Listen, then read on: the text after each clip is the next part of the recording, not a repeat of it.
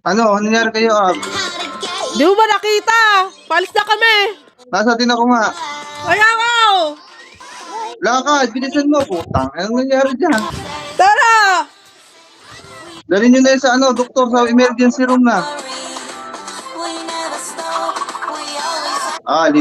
Lipstick yan. Pinakalama. Putang, ano niya.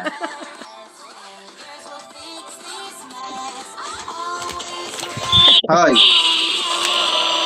Talaga. lipstick yan. Ba't ka na kayo kailangan ng lipstick? Ay, nagsuka daw ng dugo, ma. Sino? Ayan, si Abo.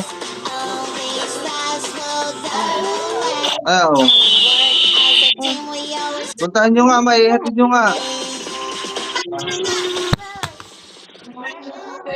Anong tako dyan?